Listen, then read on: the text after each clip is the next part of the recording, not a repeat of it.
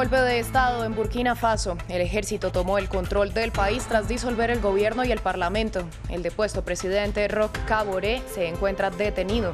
La comunidad internacional condenó el actuar de los militares y pidió regresar al orden constitucional. Analizamos en esta emisión. Estados Unidos y sus aliados de la OTAN reiteraron su posición unánime sobre una respuesta contundente contra Rusia en caso de que ataque territorio ucraniano. Los socios sostuvieron una reunión virtual luego de que la OTAN anunciara que fortalecería su pie de fuerza en Europa del Este. Washington puso en alerta elevada a 8.500 soldados. Moscú acusó a Occidente de histeria. México registra el tercer asesinato de una periodista en 2022. La reportera Lourdes Maldonado murió tras recibir disparos en el interior de su vehículo. En 2019 denunció ante el presidente Andrés Manuel López Obrador que temía por su vida tras una batalla legal con un exgobernador del partido oficialista. Buenas tardes para todos, bienvenidos a esta emisión de Noticias en France 24. Soy Valentina Torres Sánchez. Iniciamos hablando del golpe de Estado ocurrido en Burkina Faso. El ejército detuvo al presidente Roch Kaboré y disolvió el gobierno y el parlamento. Los militares aseguraron que el golpe se produjo debido a que el ejecutivo no ha sido capaz de manejar la crisis de seguridad que amenaza a la nación. Asimismo, anunciaron la suspensión de la Constitución, el cierre de fronteras aéreas y terrestres y la instauración de un toque de queda durante la noche en todo el territorio nacional. Para analizar esta información, conectamos con Ricardo Benítez. Él es magíster en Relaciones Internacionales, director del Observatorio África en el Centro de Investigación de Política Internacional de la Universidad de Buenos Aires. Bienvenido a France 24.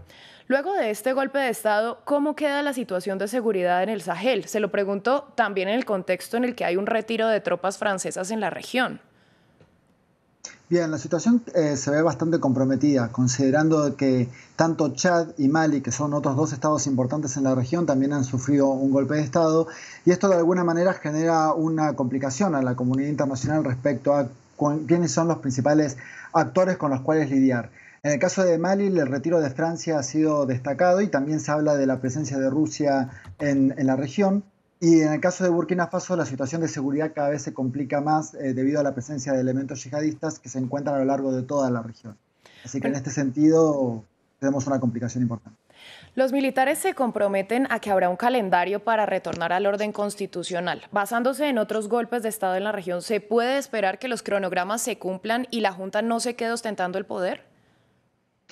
Es muy difícil considerar una planificación exacta de un golpe de Estado. Usualmente cuando hay un golpe de Estado la tendencia es a generar una devolución al golpe civil porque no se pueden mantener a perpetuum. Sin embargo, lo que suele suceder es que la presión de la región, de la comunidad regional, la presión internacional y la misma cuestión doméstica hacen que los plazos generalmente no se cumplan. Bueno, ¿y por qué la región de África Occidental es tan propensa a este tipo de sublevaciones por parte de los militares? Hay una gran cantidad de factores, pero basándonos específicamente en el área de la dimensión de los militares, tenemos que hablar de una fuerte crisis de seguridad. Una crisis de seguridad que se encuentra tanto potenciada por la presencia de elementos yihadistas vinculados a Estado Islámico o Al-Qaeda en el Magreb, pero también una crisis social y una crisis de gobernabilidad que en el caso de Burkina Faso la podemos retrasar a unos 30 años atrás. Esta crisis política genera justamente una crisis social y cuando hay una deficiencia en el diálogo entre el poder civil y el poder militar, generalmente son estos los que detentan el uso de las armas y la toma del poder. Brevemente le pregunto, ¿este tipo de acciones en estos países puede servir de ejemplo para otras naciones vecinas? Creo que se puede hablar de lo que se denomina un efecto contagio. Generalmente África Occidental se caracterizó en los 90 por tener varios golpes de Estado y en el último tiempo se veía como una prospección a una mayor democracia o por lo menos, digamos, sus gobiernos civiles. Sin embargo, tuvimos el caso de Mali, posteriormente Guinea, luego Chad y en la medida que se suceden los golpes de Estado y aumenta la inestabilidad, hay otros actores locales que pueden de alguna manera potenciarse a tomar este tipo de acciones. Por lo tanto, quizás Burkina Faso sea el último de estos casos o quizás uno más en la seguidilla de la inestabilidad regional.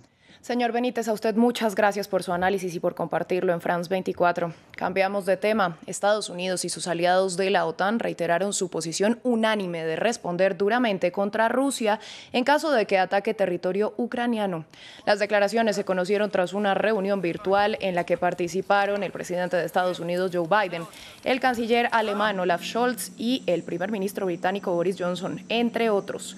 Previamente, el Pentágono informó que 8.500 de sus soldados fueron puestos en alerta elevada y el secretario general de la OTAN, Jens Stoltenberg, aseguró que la alianza transatlántica fortalecerá su pie de fuerza en Europa del Este. Estamos considerando mejorar aún más nuestra presencia en la parte oriental de la alianza. Esto podría incluir el despliegue de grupos de batalla adicionales de la OTAN.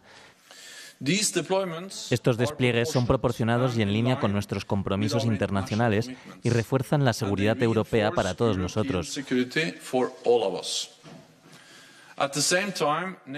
Al mismo tiempo, la OTAN permanece lista para continuar el diálogo con Rusia. Permítanme ser claro, la OTAN no se comprometerá con los principios básicos. Defendemos los derechos de cada nación a elegir sus propias alianzas y la puerta de la OTAN permanece abierta. El 3 veces primer ministro libanés Saad Hariri anunció que deja la vida política cuando faltan apenas 4 meses para las elecciones legislativas en Líbano. El líder sunita pidió a su partido que no participe en las parlamentarias previstas para mayo próximo, señalando la influencia iraní como origen de su decisión. Desde Beirut, Etel Bonet, corresponsal de France 24, nos explica el impacto del retiro de Hariri. El Líbano ha perdido una de sus figuras políticas más importantes. La retirada de Saad Hariri de la vida política ha significado que la comunidad sunita ha quedado huérfana de líder, ya que primero su padre, Rafid Hariri, asesinado el 14 de febrero de 2004 y después él, como heredero del partido político El Movimiento Futuro y 3 veces primer ministro, han representado a esta comunidad musulmana por más de 40 años. Además, Hariri ha sido un peso pesado en la balanza del poder, inclinándose hacia la influencia de Arabia Saudí en contraposición con su archirrival Hezbollah, que representa al poder iraní. Es por eso que en su discurso de despedida ha pedido al Líbano, de cara a las próximas elecciones de mayo, que deje de estar bajo la influencia iraní, a quien ha responsabilizado de haber llevado al país al colapso total. Cabe recordar que Hariri dimitió el pasado mes de julio después de no haber conseguido formar gobierno por el boicot de Hezbollah. Hezbollah también ha estado manteniendo en vilo al nuevo gobierno libanés durante los últimos 3 meses, amenazando con retirarse del Ejecutivo. Pero hoy, por fin, desde el mes de octubre, se ha vuelto a reunir el gabinete libanés para aprobar el presupuesto de 2022, requisito imprescindible para poder rescatar al Líbano el Fondo Monetario Internacional.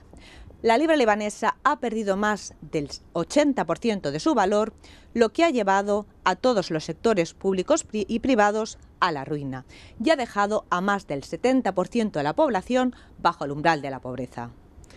Y vamos a México, donde la periodista Lourdes Maldonado fue asesinada a tiros este domingo en la ciudad de Tijuana.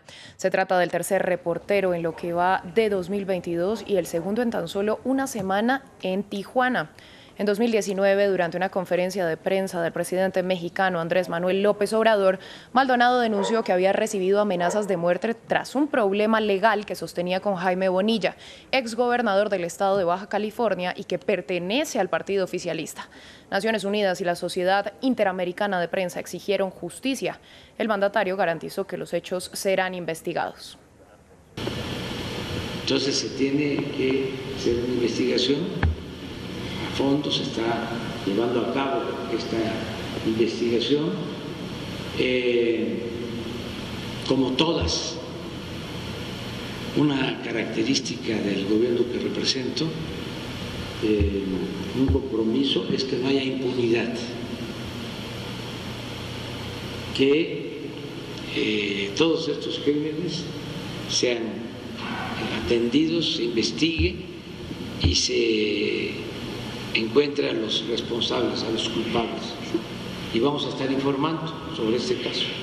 Así llegamos al final de esta emisión de noticias. Les agradecemos su sintonía y los invitamos a continuar con nosotros en France 24.